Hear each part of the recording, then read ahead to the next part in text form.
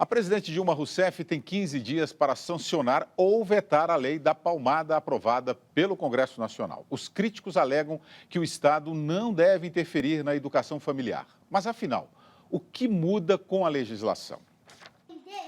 Bastante levado quando menino, Israel ainda se lembra do castigo que mais recebeu dos pais. Chegava em casa, o coro cantava, não tinha erro. Hoje, pai de 2 filhos, ele prefere a conversa aos castigos físicos, mas admite, um tapinha escapa de vez em quando.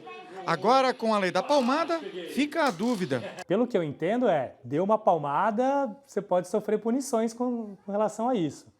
Então, é preocupante. A dúvida de Israel é comum entre os pais.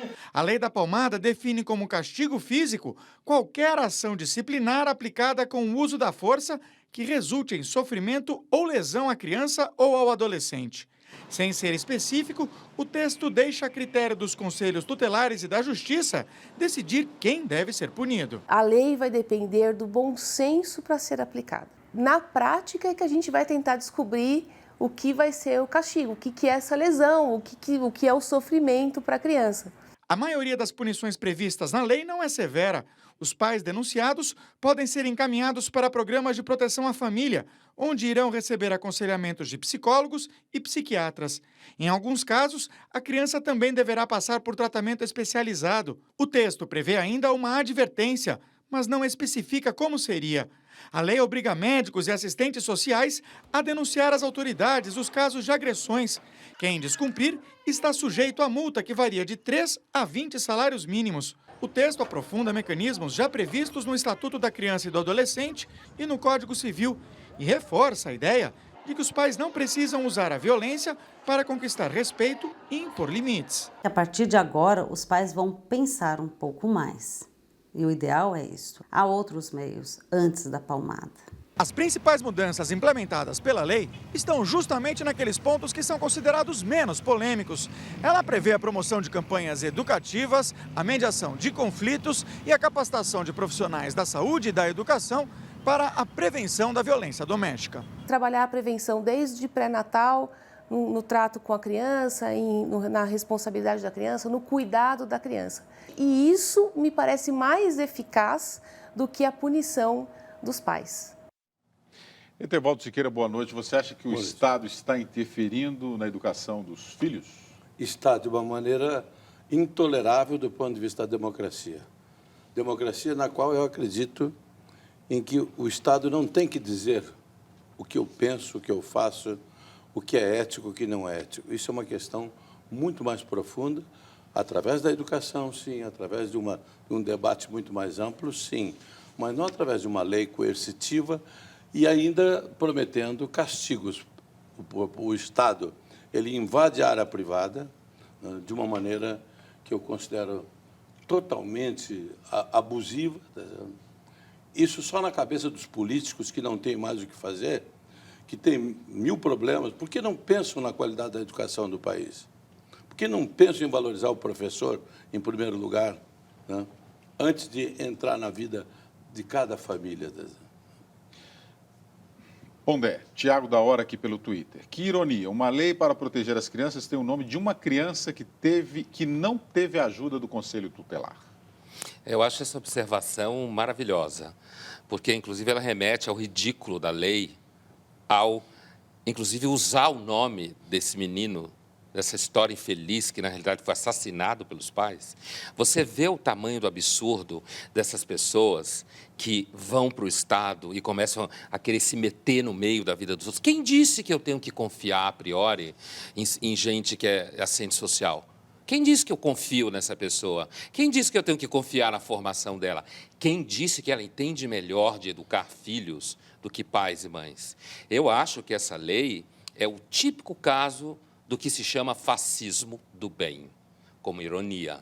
Ou seja, é um governo de prática totalitária, se metendo na vida privada, achando que tem que cumprir o papel, desarticulando, desautorizando a relação de pais e filhos. E esses teóricos aí que estão por detrás dessa lei, que criaram essa ideia, eles acham que eles estão fazendo bem. Ao invés do Estado brasileiro cuidar da segurança pública, cuidar da infraestrutura, cuidar da corrupção que come o Estado por dentro, ao invés de ele evitar gastos indevidos, ao invés de investir na educação, na saúde, faz uma lei como essa, que na realidade é uma espécie de confete, para dizer que está preocupado com o bem-estar das crianças. Fazer uma coisa, faz uma escola decente para as crianças. Ao invés de fazer uma lei que, na realidade, é uma forma de fascismo. Eu acho uma tragédia. A palmada não pode alimentar uma agressividade na criança? Não, acho que primeiro, eu acho que tem dois níveis. Primeiro, eu quero ver se tem alguma pesquisa que prove isso, certo? E se é possível fazer uma pesquisa de comportamento que prove isso. Depois, existe um nível de violência na humanidade que existem, inclusive, autores, aquele Steve Pinker, do MIT, que escreveu um livro sobre os anjos do bem, que eu tenho lá minhas questões com o livro, não é que eu concordo com tudo que ele fala, mas ele diz que, na realidade, você tem tido uma diminuição de violência explícita na história da humanidade. Eu acho complicado a afirmação, mas ele dá um monte de dados lá. Então, essa ideia de que porque as crianças tomam a palmada, porque esse nome palmada, veja, a lei é tão absurda que ela batiza o nome da lei com um menino assassinado pelos pais. Pois é, aí é o Código Penal, né? Não é a lei da palmada. Então, assim, a ideia de que a mesma coisa quando tem gente que começa a falar, não, jogos fazem as crianças serem mais violentas, sabe? Começa essa história, a televisão deixa você mais violento, quando, na realidade, a gente não tem nem condição de medir isso. É uma imprecisão, uma conclusão como essa, de que porque você tem palmada isso gera violência, quando, na realidade, o que eu acredito que tem por detrás disso são profissionais que trabalham no Estado, que estudam, fazem doutorados e depois vai para o Estado e se mete na vida dos outros. Tevaldo, a participação do Rubens Creveloni pelo Twitter, se o seu filho de 3 anos debruçar no 10º andar, não dê palmada, ensine a ele que a aceleração da gravidade é igual a 9,8 metros por segundo ao quadrado. Na verdade, ele está falando, nós vamos trocar alguns movimentos para mostrar que ele está errado com a conversa. Você me disse aí que isso não funciona. Imagina explicar para o moleque isso, né? Ou funcionaria? Não é essa a questão, né? O negócio é a lei, né? A lei o exemplo é muito bem humorado, realmente é um exemplo inteligente. É claro que ele não vai dar palmada, ele vai tirar o menino antes que o menino caia, agarrando com a maior força que ele puder. Isso não é violência, é salva-vida. Tá, não? Em determinados momentos, você tem que ter uma atitude proporcional ao risco, ao perigo, ou até, eu vi num restaurante um garoto dar um tapa no rosto, mas um bofetão na mãe, tá certo? Aí, nesse caso, uma conversa... Eu não sei o que ela podia... O menino estava aborrecendo, enlouquecendo todo mundo, corria para lá e para cá, não obedecia. E o pai e a mãe quietinhos. No momento que ela foi tomar uma atitude suave, claro que há crianças que são verdadeiros tiranos. É bom a gente encontrar os dois lados. E é preciso saber que, quando se fala em que em determinado momento você tem que usar alguma palmada, isso não significa espancamento, nem violência, mas é quando é o último recurso que você tem para deter uma agressividade de uma criança ou a insistência num comportamento errado. Ainda tem uma coisa, né?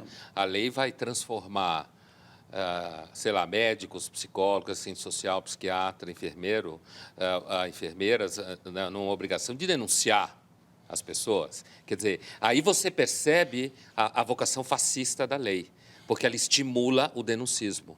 Quer dizer, o profissional, e aí coloca os pais numa situação em que, é claro, quando você tem excessos, isso acaba transbordando para o vizinho, na escola, e isso está previsto, isso já é crime. Para que tem que inventar essa lei?